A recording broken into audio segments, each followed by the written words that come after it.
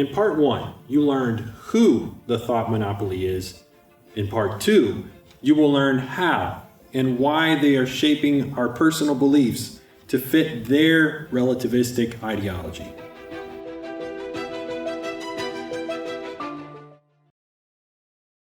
Perhaps the most significant event worldwide was the launch of a massive doomsday appeal. Unknown to most of us, a powerful cabal emerged. It infiltrated public education, created 46 new government agencies, and convinced media to promote a global agenda. This powerful thought monopoly effectively recruited 2,000 colleges and universities and roughly 10,000 primary and secondary schools across the nation. It was huge, and it was highly emotional. For example, 2 incredible predictions were made at the historic event in May of 1970. By the year 2000, there would be global starvation, and 75 to 80% of all species of animals on the earth would become extinct. One would think the failure of those dire predictions would be the end of the story. Not so. In fact, this celebration still happens every year on May 22nd. Most of us have probably attended the event. It's Earth Day. So now you can see, these recent warnings of culture wars, metaphysical differences, and global warming are not news. They are all rooted in the International Earth Day doctrine. Intellectual gurus are still using slogans to spread their ideology. These slogans are actually propaganda techniques. Mainstream media has been using them for 46 years. The slogans are based on 2 propaganda techniques. One is called sweeping generalities, and the other one is false authority. Here's why they're so effective. Their evangelists are using emotionally charged rhetoric mixed with a few facts to recruit sincere followers. By the way, have you noticed? The debatable global warming slogan has been changed. The new label is more accurate. In fact, it's indisputable. What was global warming is now referred to simply as climate change.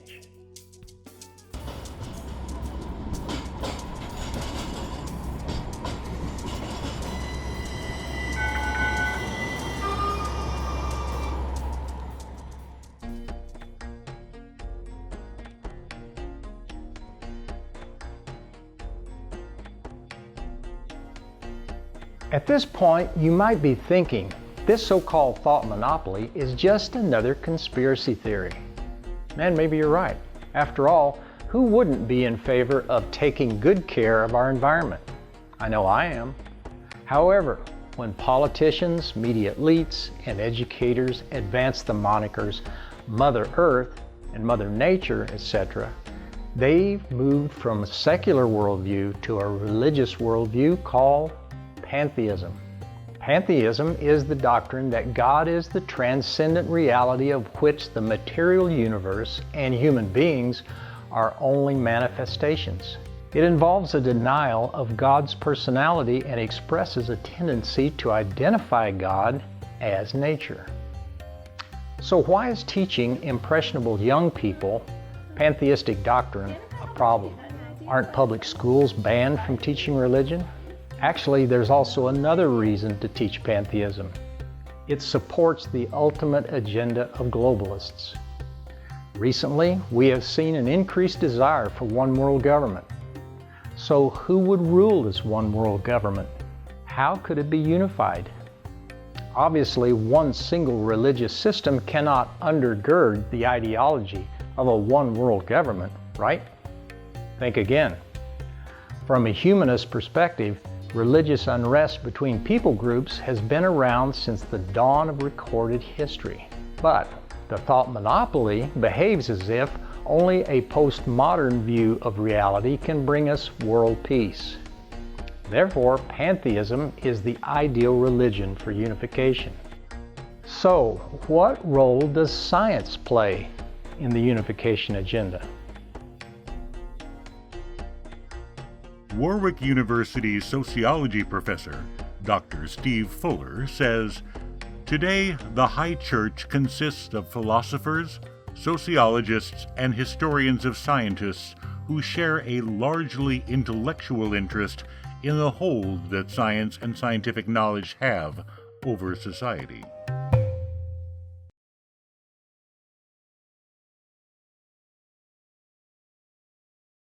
All scientists now accept common ancestry as a fact.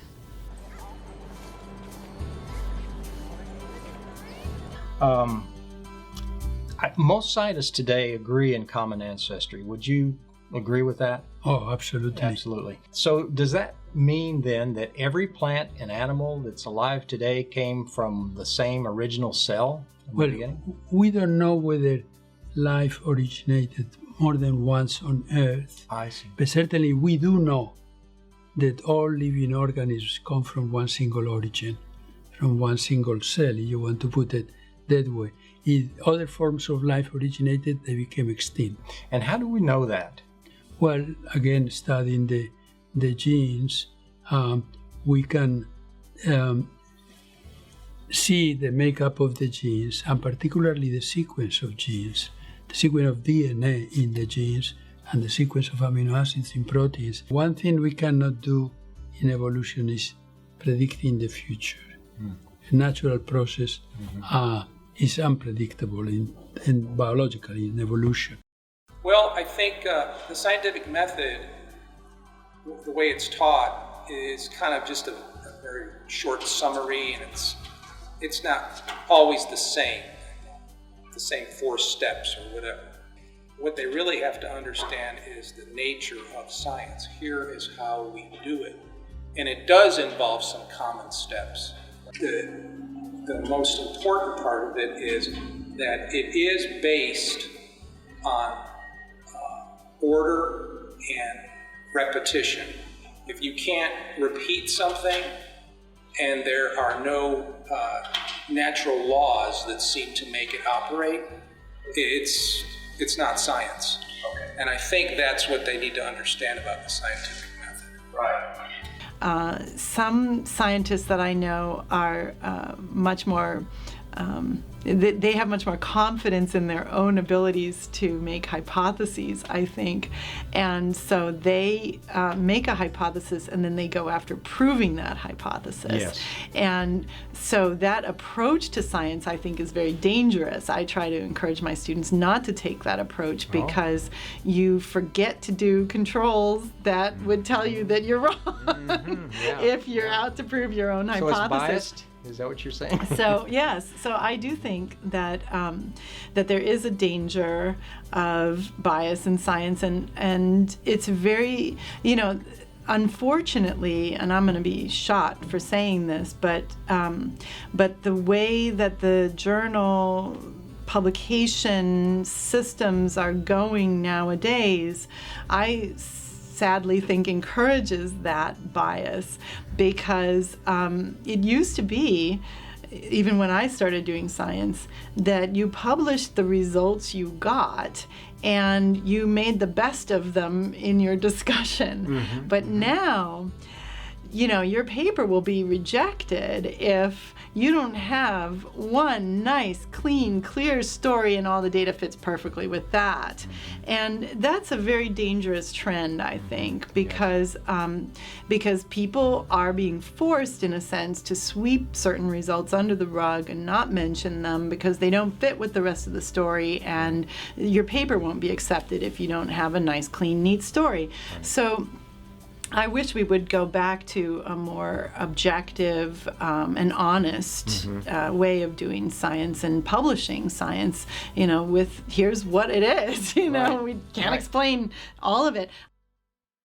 They say, well, you guys have a lot of theories, but and you can't agree, you don't all agree on things, so why should we believe anything you say? That's how science works. You go from a concept or a theory, you get observations, you get more data, you refine the theory, and slowly but surely it begins to take form, as Ken said. And you build on what was done before. I've always viewed my own work as simply a step forward. Nothing that I have done is the answer. Revolutionary, It is not brand new. the fact. The knowledge that we gain by each new experiment, each new observational technique, each theoretical, because a lot of theory, leads observations, and a lot of observations lead theory, because they go hand in hand. So then experimentation has to come in there at some point. That's right, and that's the point. That it's one hand washes the other. Without data, the theorist goes nowhere. Right. Without the theory, experimentalists don't know where they're to look for. Yeah. So these two branches of physics, of science, go hand in hand. They need one another. How does the scientific method work with a professional like you who's in the trenches, who's doing scientific research all the time? Yeah, it's obviously very important. I would say the first part of the scientific process is more of a creative one, actually forming the hypothesis. There should really be no bounds at that point. Many things can come into play in forming a hypothesis because the hypothesis doesn't have to be correct. And that's the whole point of that stage of the scientific method process. But after that, once you have the hypothesis, you have to test it. And so first you need a method to test it, which means you have to come up with some experiment, develop an experiment, or you create a simulation, or you work out the math, basically. Once that method has been developed, then you have to use it. So you use it to obtain your results. In my field, I'll write a computer program, and the first thing I'll do is to test it against some result that's already well known. So the physics is already known, we just want to make sure that it works at some level. So that's what we do first. After that, then we can apply it to a new situation that hasn't been studied before. And we have to do that kind of methodically. You do that in slow steps. You change one variable at a time. And that's helpful because the results you get out of a scientific experiment can be difficult to understand. There's a lot of information there. So you do it as slowly as possible to make it simple on yourself, right? But once you get it, you basically compare it against other known physics laws, physics theories, and then you might have to include another method to corroborate your idea. Okay. It brings to mind a question about Karl Popper. And some of our viewers might not know who Karl Popper was, but he's sort of the guy that set the rules for science. And one of those rules is falsifiability. Is that still something that scientists use to determine whether or not they're doing good science, is whether or not it's falsifiable? It's interesting the way you phrased the question. I would say that most scientists don't really know who Karl Popper is, but he was a philosopher of science, and so his theory of falsifiability is known by people who are familiar with the philosophy of science. But I would say that most scientists don't try to falsify in order to prove something. They try to confirm their theories. So the majority of the experimentation that we do in the laboratory, we have a hypothesis, and we're looking to confirm our hypothesis. So the whole concept of falsifiability being the hallmark of scientific discovery and proof, I think is very disjointed to think of it that way. Okay. So then why would most scientists say that creationism cannot be taught in school because it's not falsifiable? There's a phenomenon known as that data always underdetermines the theory or the hypothesis. And so you can have various hypotheses that are looking at the same set of data that are not in agreement with each other. And actually, each of those differing theories would make predictions that would fit within their theory that may not be yet evidenced in the data. And so the predictions that they're making are, in the future, according to our theory, we will observe this type of data if we seek it out. And so again, that's the whole process of looking for confirmation rather than falsifying the theory, right? So you're looking for confirmation. And what often happens, regardless of whether you are in the intelligent design camp doing science or you're in the evolutionary camp doing science, you'll see data, new data, and you won't immediately let that data falsify your theory or confirm your theory. If it confirms your theory, great, then you have nothing to account for. But if it doesn't agree with your theory, hardly anyone on a scientific level totally disregards their theory and starts over, or says, oh, my theory was wrong, therefore that other competing theory must be right. We actually are very good at building and constructing narratives to account for data that doesn't actually fit into our theory the way that we anticipate it's going to fit. And it's interesting to me that since I've been at RTB and I've started to look at some of the various research articles, that evolutionary theory predicts certain things, and as the scientists are actually going and looking for confirmation of that particular element or theory, they will say, what we found was surprising. In other words, it didn't fit with what they were anticipating. Okay. And yet that surprising data doesn't cause them to reject their theory. It causes them to restructure or reform their theory or develop a narrative that makes the new data fit within their theory. So although evolutionists might accuse creationism of being unfalsifiable, I think that scientists who would espouse intelligent design or think that creationism is the better explanation for some of the intricacies that we see for the genesis of life, for the genesis of humanity, that they could look at evolutionary theory and say, well, it's also not possible to falsify evolutionary theory because you're able to build these narratives that make data that surprises you fit into your theory now. What are the most common fossils that you might find? If you were just a curious person and wanted to start looking for fossils, what would you look for? Well, probably the largest percentage of fossils are marine fossils from shallow water environments. Oh. So that means that things like mollusks, clams, snails are pretty common as fossils. Okay. Of course, there are microfossils, and that's not a taxonomic group. Microfossils are just anything small enough to require a microscope to study. Yeah, yeah. And so, of course, they're very numerous because they're so small. That's Right. one of the reasons that they were so useful to the oil industry. A tiny chip of rock that's brought up by a drill could have 1,000 fossils in it if you're looking for microfossils. Wow, Yeah. I didn't know that. That's amazing. I've always been curious, though, because when I go to museums, they say this is a fossilized bacteria that's estimated at 3.5 billion years old. So if it's that small and there's not much material, how do they get a date for that fossil? Generally, they bracket it. They're able to date some material that is just below it stratigraphically, therefore older, and some material that's just above it stratigraphically, it's therefore younger. Okay. Yeah. All right. So they're judging the rocks to give them a clue as to the age of the fossil. In the case of radiometric dating, which Okay. is that the most preferred. common? That's I don't know if preferred. I could say it's common. It's certainly preferable. One of the ways that paleontology is such hard work is it's original research, and so you don't find your dissertation in books. You find your dissertation in the real world, and so it's most typical. It's not universal, but it's most typical for a paleontologist to have a field area where they're collecting in a certain established mode, usually called collecting in a stratigraphic section. Okay. Stratigraphic section, and so they're describing and measuring and then extracting samples of rocks and then removing the fossils from those rocks, usually in the case of people studying small things like what I do.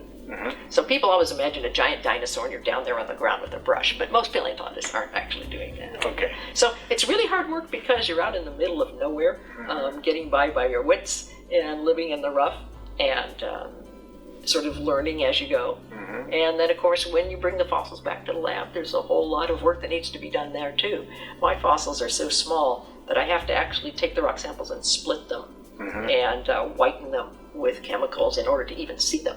Wow. Yeah, and then I sometimes have to take a little thing that's kind of like a microscope, like a very small jackhammer, and sort of clean off the rock matrix around them. So there's a lot of work before I even have fossils to look at, much less data derived from them. So then, if I understand you correctly, then your guiding force is the age of the strata that you're looking at, more or less? Paleontologists select different kinds of problems. Some are looking at paleoecology, so they're interested in the interactions of all the organisms.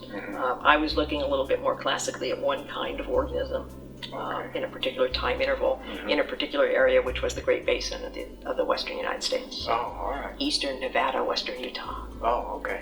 Wow. That's a lot of ground to cover. So you have to have a lot of patience, too. Beautiful place, though. Yeah, I recently read an article that said that far less than 1% of all the species that have ever existed are actually found fossilized. Would you agree with that? Is that a fair statement, or? Yeah, I'd say that far less than 1% of all the organisms that have ever lived are fossilized, because we think fossilization is probably a pretty rare event. Oh. Conditions have to be just right. Okay. Yeah. And so what would that be exactly? Well, for instance, conditions of sedimentation have to be right. There has to be a high enough sedimentation rate that new sediment comes in and covers up some part of the organism.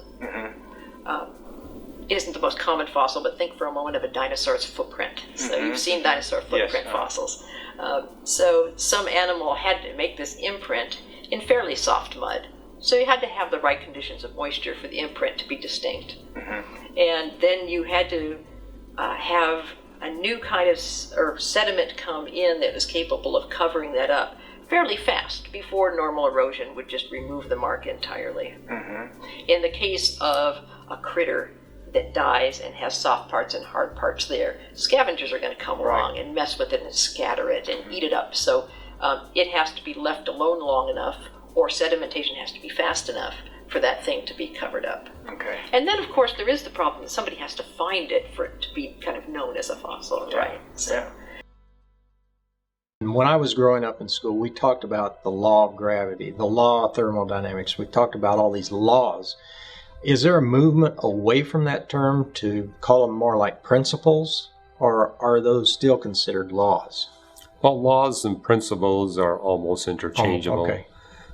We kind of make a distinction between laws, theories, and hypotheses. And sometimes our theories are better established and more certain than our laws are. Because there may be laws that we have yet to discover. And new laws may impact how we interpret the laws we already understand. But laws are basically something that are ubiquitous. And everywhere we make measurements, we're getting the same outcome. And theories are attempts to explain the operation of the laws. But in science, we don't call it a theory unless it's backed up by a very substantial amount of observations and experiments. Whereas an hypothesis has the potential of becoming a theory, but we don't yet have the weight of observations and experiments that things we call theories. So for example, the theory of relativity is better established in some of our laws of physics. So relativity is still a theory because we don't know if it's applicable outside of our galaxy or something maybe, or? Well, relativity was discovered by pushing our capacity to test Newtonian mechanics. And we were getting to 6 or 7 places of the decimal and trying to confirm Newtonian mechanics. We saw that it wasn't quite giving us the answers that we expected. And so that's where relativity came in. It was able to explain the anomalies that we're seeing in the 6th, 7th, and 8th place of the decimal. But because it's the 6th, 7th, and 8th place of the decimal, we don't bother with the general relativistic corrections when we send a spaceship to Jupiter. It's down in where it doesn't matter. And it's quite possible, because right now relativity, special relativity, is confirmed to 22 places of the decimal. General relativity to 15. But there's still an expectation within the community of physicists. What's going to happen when we try to confirm relativity to 30 places of the decimal? Maybe we're going to find something else that will make a fine adjustment to our understanding of relativity. So that's kind of why we call it a theory, because there's the possibility that there may be additional laws or theories that could refine it, but it'll be simply a refinement. Just like relativity refined Newtonian mechanics, we would expect that somewhere down the road we're going to find something that'll refine relativity. As a scientist, I believe you would have to somehow put aside most of your personal ideas about other things when you're doing science. Would that be a fair statement? I mean, yeah, because you really have to only look at the facts and the specificity of what it is that you're trying to find out more about, investigate. Right. You have to approach it that way. And, the biggest challenge to that, I don't think comes from faith or religious belief. I think it actually comes from the fact that science the modern professional science world is extremely competitive Oh, yeah. and difficult, and Yeah. so The people funding are, and everything yeah, else. So Yeah. people are fighting over proposals, money, their livelihoods, ability to hire students, pay their salaries, and that gets a little personal. So And ethical issues start to arise Right. then. And, right. So conflict of interest is a big one, and scientists are continually faced with little subtle decisions about conflict of interest, where one decision could benefit them slightly and one might not, and then what do they do? Sure. So I think the scientists' hardest decisions these days are not in their actual work, where they know they're trained well and they know how to take data, and they know, they're not going to make up data or fudge the data. It happens pretty rarely. I mean, obviously it does occasionally happen, but it's when you're in a extremely competitive situation and you can oversell your ideas, or even sort of distort the landscape of ideas for your own benefit. Yes. And it's a fairly subtle thing, but it is clearly distorting the purity of what would be a true scientific approach. Right. In summary, our scholars all agree that operational science is governed by rules. These rules are often referred to as the scientific method. We learned that data collection is a crucial step toward reliable outcomes. However, data use might be subjective. For instance, if data does not fit the research hypothesis, it may be excluded. Also, scientific terms may not mean the same to you and me and news reporters as they do to scientists. Finally, scientists submit their research to professional journals for peer review. But ultimately, how would you and I know the difference between reliable results and inaccurate or biased reporting? The facts are inescapable. Scientists make the rules and produce research findings. Media reports scientific findings, and the government provides funding for additional scientific research. Thus, ideal conditions exist for a thought monopoly. We've already learned from Dr. Josh Rasmussen that truth may not always correspond to reality. Through the filters of postmodern philosophy, pantheism, and scientism, truth becomes even more elusive. Now we know that postmodern ideology has ordained scientists as their high priests. After all, they believe that the religion of scientism should unify all other belief systems through reason and logic. However, what happens when scientism faces boundary questions? Find out when you join us for Part 3. I'm John Jones. See you next time on Thought Monopoly. For more information, email us at thoughtmonopoly@gmail.com.